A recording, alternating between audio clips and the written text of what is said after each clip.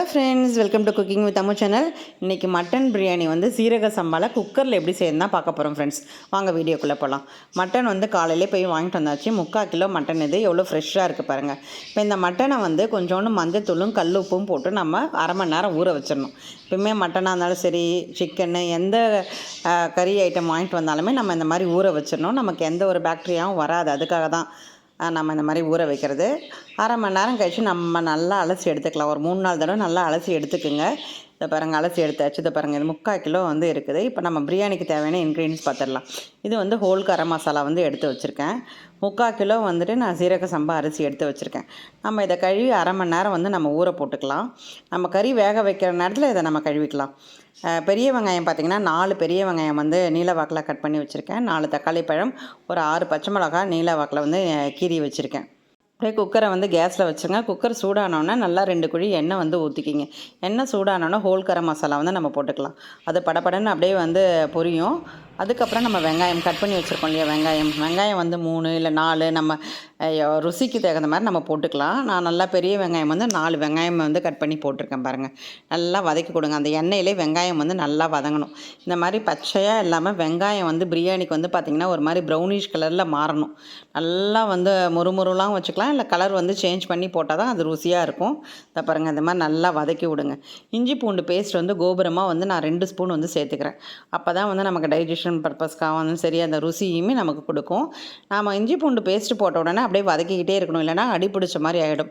பக்கத்துலேயே இருந்து அப்படியே வதக்கி கொடுங்க. அப்போ தான் வந்து அடி பிடிக்காது. மீடியம் ஃப்ளேமில் வச்சுக்கோங்க. இப்போ நம்ம கட் பண்ணி வச்சுருக்கோம் இல்லையா தக்காளி பழம், அதை போடுங்க. போட்டுட்டு பச்சை மிளகாயுமே நம்ம போட்டுடலாம். பச்சை மிளகாய் கீறி வச்சாலே போதும். நான் உங்கள் காரத்துக்கு தகுந்த மாதிரி பச்சை மிளகாய் வந்து சேர்த்துக்குங்க. 200 கிராம் அரிசி கணக்குக்குனா 2 பச்சை மிளகாய் நீல வாக்கில் கீறி போட்டுக்கலாம். அப்படியே ஒரு கைப்பிடி புதினாவும் ஒரு கைப்பிடி கொத்தமல்லியும் நான் அலசி வச்சுருக்கேன். அதையுமே அப்படியே நம்ம போட்டு வதக்கிக்கலாம். அந்த புதினா கொத்தமல்லி போடும் போது நல்ல ஃப்ளேவர் கிடைக்கும். ஒரு சிட்டிக்கு வந்து மஞ்சத்தூள் போட்டுக்கோங்க. கல்லுப்பு போட்டு நல்லா வதக்கி கொடு. தக்காளி அப்படின்னு அரிசிங்க நல்லா குழைவாக ஆகணும். நம்ம இப்போ வந்து காரத்துக்கு வந்து வெறும் மிளகாத்தூள் வந்து சேர்த்துக்கலாம். நான் வந்து 2 ஸ்பூன் வந்து சேர்த்துக்கிறேன். உங்கள் காரத்துக்கு தகுந்த மாதிரி நீங்கள் சேர்த்துக்குங்க. தனியாத்தூள் அதுவுமே வந்து ஒரு 1.25 ஸ்பூன் வந்து சேர்த்துக்கிறேன் நான். இப்போ இதை நல்லா வந்து நம்ம வதக்கி கொடுப்போம். அந்த வெங்காயம், தக்காளி, நம்ம போட்டிருக்கக்கூடிய மசாலா எல்லாமே நல்லா வதங்கட்டும். இந்த பாருங்கள் எப்படி நல்லா வதங்கியிருக்கு. இந்த ஸ்டேஜில் நம்ம கழுவி சுத்தப்படுத்தி வச்சுருக்கோம் இல்லையா 3/4 கிலோ மட்டன், அதையுமே போட்டுருங்க. மட்டன் போட்டுட்டு நல்லா வதக்கி கொடுப்போம். நம்ம அந்த காரம், உப்பு எல்லாமே மட்டனில் வந்து ஏறி நல்லா வதங்கணும். மட்டன் வந்து நல்லா வதங்கணும். அப்படியே நம்ம வந்து தண்ணியெல்லாம் ஊற்றிடக்கூடாது, அது சுவையாகவே இருக்காது. பாருங்கள் நல்லா வதங்கி வருது பாருங்கள்.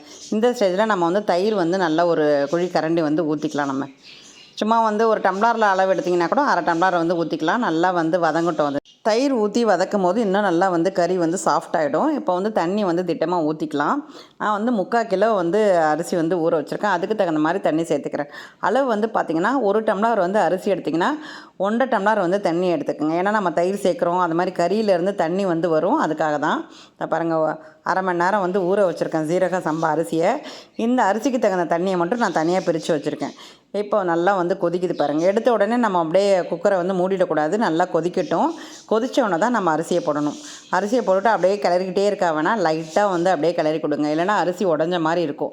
பாருங்கள், அப்படியே லைட்டாக வந்து இந்த மாதிரி கிளறி கொடுத்துட்டு 2-3 நிமிஷம் நல்லா கொதிக்கட்டும். நல்லா கொதிக்க விடுங்க. கொதிக்க விட்டுட்டு தான் நம்ம வந்து குக்கரை வந்து மூடி விடணும். இப்போ இந்த ஸ்டேஜில் வந்து உங்களுக்கு உப்பு, காரம் எல்லாத்தையுமே நீங்கள் செக் பண்ணிக்கிங்க. இப்போ 1.5 ஸ்பூன் வந்து நான் கரம் மசாலா வந்து சேர்த்துக்கிறேன் நான்.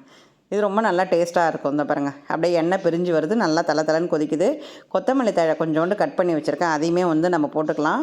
நல்லா வாசமாக இருக்கும் இந்த மாதிரி நம்ம செய்யும் போது. நெய் வேணும்னா உங்களுக்கு வந்து விட்டுக்குங்க. ஒரு 2 ஸ்பூன் வந்து நான் வந்து எங்கள் வீட்டில் எல்லாேருக்கும் பிடிக்குன்றனால நெய் வந்து 2 ஸ்பூன் வந்து அப்படியே விட்டுக்கிறேன். விட்டுட்டு இப்போ நம்ம அப்படியே குக்கரை வந்து நம்ம மூடி வச்சிட வேண்டியது தான். பாருங்கள், ஆவி வந்தோடனே வெயிட் போட்டுடலாம். 1 விசில் இல்லை 2 விசில். நம்ம சீரக சம்பாவாக இருந்தால் 2 விசில், பாசுமதி ரைஸாக இருந்தால் 1 விசில் ஆஃப் பண்ணிக்கலாம். இப்போ நம்ம வெயிட் எடுத்துகிட்டு திறந்து பார்க்கலாம். பாருங்கள் எப்படி சூப்பராக வந்திருக்கு. மேலோடு பார்க்கும்போது பார்த்திங்கன்னா ஈரப்பதமாக இருக்கும். லைட்டாக வச்சு நம்ம கிளறும் போது பார்த்திங்கன்னா நல்லா உதிரியாக வரும். நான் உங்களுக்கு எடுத்து காமிக்கிறேன் பாருங்கள். இப்போ பாருங்களேன் எப்படி உதிரியாக வந்திருக்கு. கறியும் பார்த்திங்கன்னா அப்படியே நல்லா பஞ்சு மாதிரி வெந்திருக்கு. நான் அப்படியே பரிமாறிட்டேன். தயிர் பச்சடி வந்து ரெடி பண்ணியாச்சு. மட்டன் பிரியாணி. இந்த பக்கம் பார்த்திங்கன்னா உங்களுக்கு மூளை ஃப்ரை வந்து பண்ணியிருக்கேன். அது மாதிரி ஈரல் வந்து தொக்கு பண்ணியிருக்கேன். சிக்கன் வந்து ஃப்ரை வந்து பண்ணியிருக்கேன் ஃப்ரெண்ட்ஸ். அப்படியே கம கமன்னு சூப்பராக இருக்குது மட்டன் பிரியாணி. அளவோடு செய்து பார்த்துட்டு நீங்களும் கமெண்ட் பண்ணுங்கள் ஃப்ரெண்ட்ஸ். நம்ம சேனலுக்கு புதுசாக வந்திருக்கவங்க லைக் பண்ணுங்கள், ஷேர் பண்ணுங்கள், சப்ஸ்கிரைப் பண்ணுங்கள். மறக்காமல் பெல் பட்டனை ப்ரெஸ் பண்ணுங்கள். அப்போ தான் நான் போடுற வீடியோ உடனே வரும். கறி வந்து பார்த்திங்கன்னா அப்படியே பஞ்சு போல் நல்லா வெந்திருக்கு. அந்த உப்பு காரம்லாம் ஏறி கறியுமே வந்து அவ்வளோ டேஸ்ட்டாக இருந்தது ஃப்ரெண்ட்ஸ். நம்ம வந்து இந்த கடையிலலாம் வாங்கும் போது பார்த்திங்கன்னா அந்த உப்பு காரம்லாம் ஏறாமல் ரப்பர் மாதிரி இருக்கும்ல, அந்த மாதிரிலாம் இல்லாமல் ரொம்ப சாஃப்டாக இருந்தது. இது பாருங்கள், ஈரலும் வந்து அவ்வளோ டேஸ்ட்டாக இருந்தது. சிக்கனும் ஃப்ரை பண்ணியிருந்தேன். இன்றைக்கி நம்ம வீட்டில் வந்து கறி விருந்து தான். பிள்ளைங்களும் எல்லாமே நல்லா விரும்பி சாப்பிட்டாங்க. நாளைக்கு பார்க்கலாம் ஃப்ரெண்ட்ஸ். பாய்.